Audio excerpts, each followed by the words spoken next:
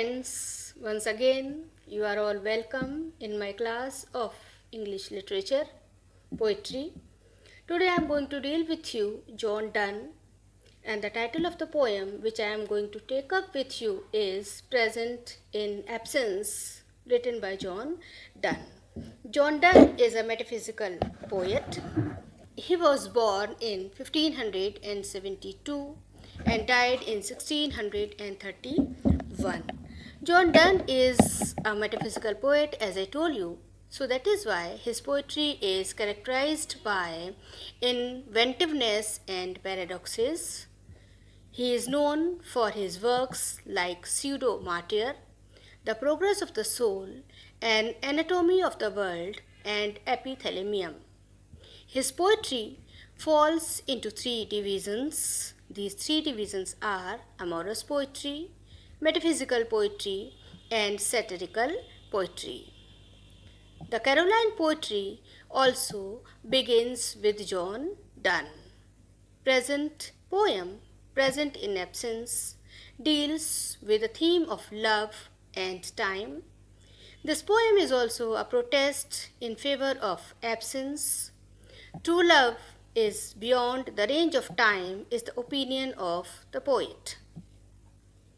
The poem consists of 4 stanzas. Each stanza consists 6 lines.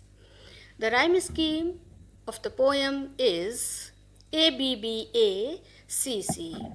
And now let me begin with you the poem. So let me read the poem for you.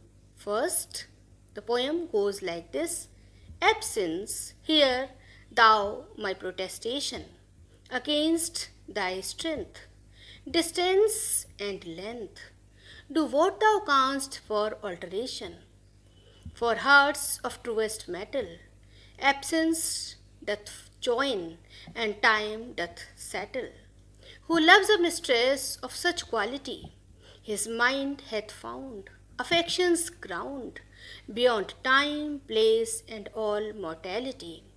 To hearts that cannot vary, absence is present, time doth tarry.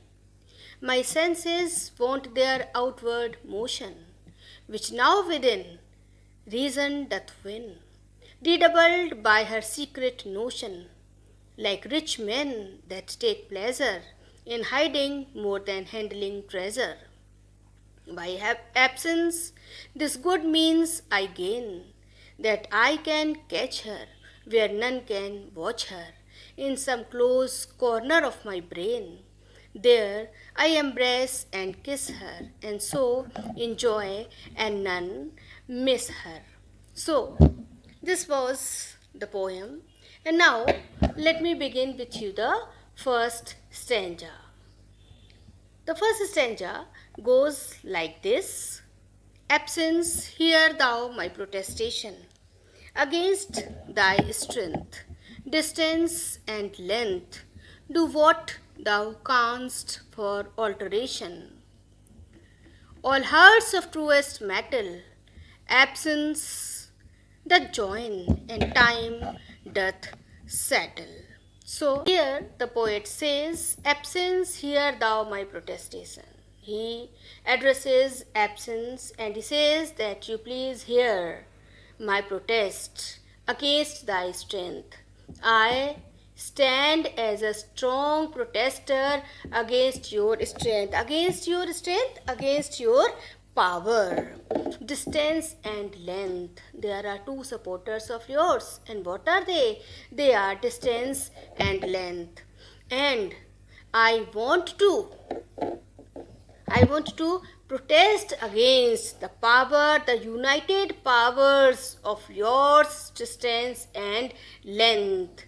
Do what thou canst for alteration. Says that you can do whatever you want to do, but I am standing as a strong force against the changes in my life which you want to bring about.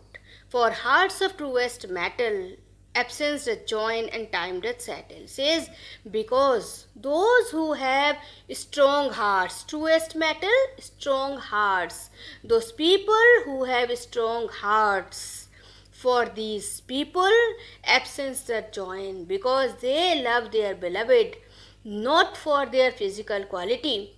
They love them for their mental qualities. So that is why, as the time passes, length and distance, remember, so as the time passes or as the places they get crossed, so their love enhances and their love never diminishes. So absence doth join. In that case, those lovers, they join even the absence of their beloved. They enjoy all the time the company of their beloved, and time doth settle. And time settle effectless. And time has to settle before them.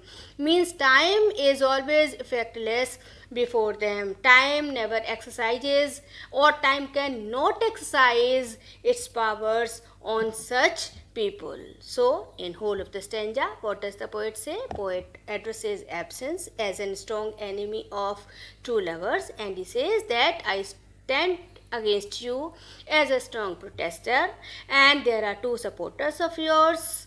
Those two supporters are distance and length, and they want to bring about a change in the life of the lovers.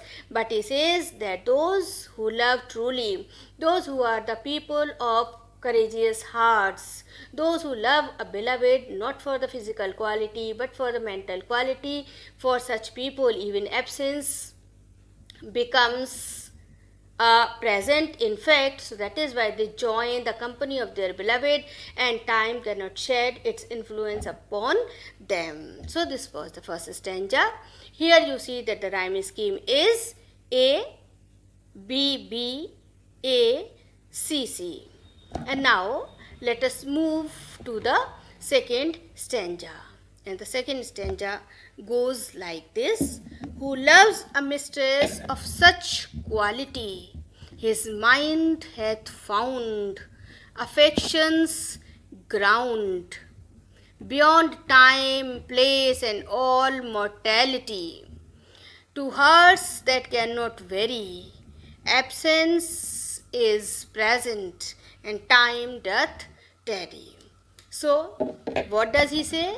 He says, who loves a mistress of such qualities. He says that the person who loves a lady for such qualities, his mind hath found. Hath is an old English word, and it is equivalent to the modern has.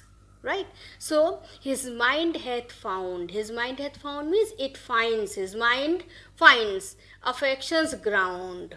Affection, love. The ground of affection, the ground of love, beyond time, place, and all mortality. And what does the poet say? The poet says that the love of such people, they do not come in the range of time, place, and mortality. All the things under the sun, they come within the range of time, place, and mortality. We are all mortal human beings, but the poet says that time cannot exercise its powers, place cannot exercise its powers, and even once again the same thing, true love is immortal. So here remember Shakespeare in Let Me Not Do the Marriage of Two Minds, sonnet number 116. Shakespeare also makes a reference to the same, that true love is immortal. To hearts that cannot vary, absence is present, time doth tarry. Says, and to hearts that cannot vary, vary means differ, change. Says that this love, it never changes. It remains the same. Absence is present, and even the absence of the lady, even the absence of the beloved is, it changes into presence, and time doth tarry, and time has to wait. Time cannot exercise its powers upon those who are true lovers, because as the time passes, the love of the true lovers, it always enhances and it never diminishes. So this was the second stanza.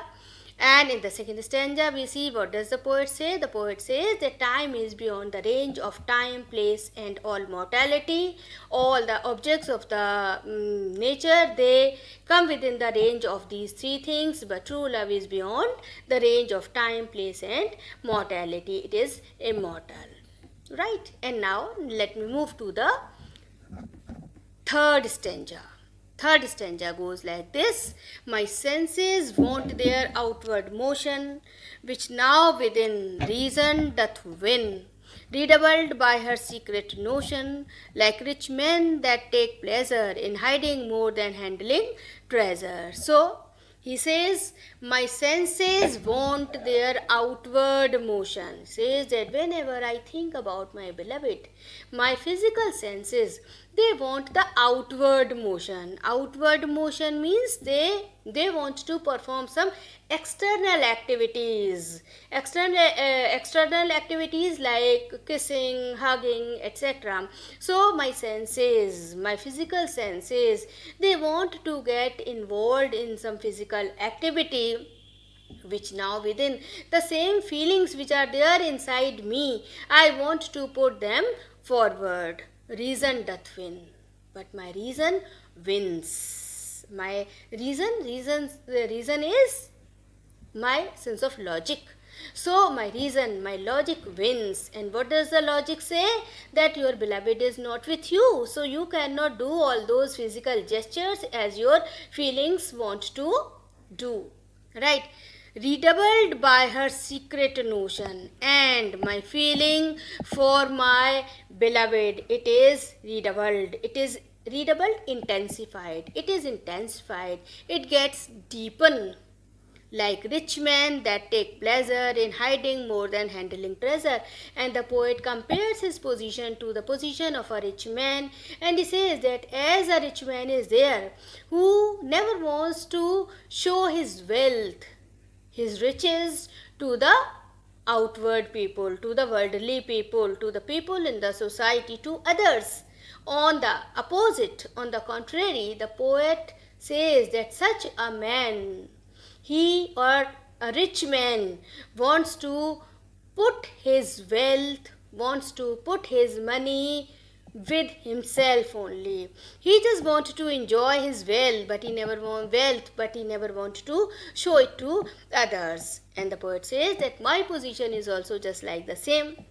I also want to enjoy my beloved, but whatever gestures I want to take, whatever physical activities I want to do with my beloved, I do not want to show them to others. Right? So, here in the third stanza, the poet says that I just want to, my heart is full with so many emotions for my beloved.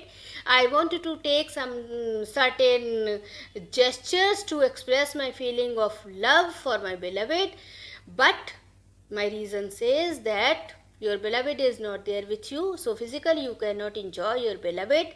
But at the same time, the poet compares himself to a rich man, and he says that as a rich man never wants to show his wealth and treasure to the other man, similarly the poet also do not want to show his activities or the love actions to other people. He just wanted to enjoy that love of his beloved, or that enjoying of his beloved, only by himself. Now let me move on to the fourth stanza, which is the last stanza also. And the last stanza goes like this: by absence this good means I gain, that I can catch her where none can watch her, in some close corner of my brain, where I embrace and kiss her, and so enjoy her and none miss her. So here in this stanza, in the last stanza, what does the poet say? By absence this good means I gain, says by the absence of my mistress I have gained one thing, one good thing I have gained. And what is that good thing? That good thing is that I can enjoy my beloved even when she is not present. Even in her absence I can enjoy her, that I can catch her. And in the absence, that means she is present in my mind. So in the mind, I can catch hold of her where none can watch her. Says, and while I am performing this activity of catching her, because this activity is taking place in my mind, so that is why none can watch this activity of mine in some close corner of my brain. And where I am going to perform this activity, I am going to do this activity in the close corner of my brain, in my mind. I am going to enjoy the presence of my beloved in my mind. There I embrace and kiss her. And in that corner of my mind, I can catch her, I can embrace her, I can kiss her also, and so enjoy her and none miss her. And in this manner, even in her absence, I will not be able to miss her.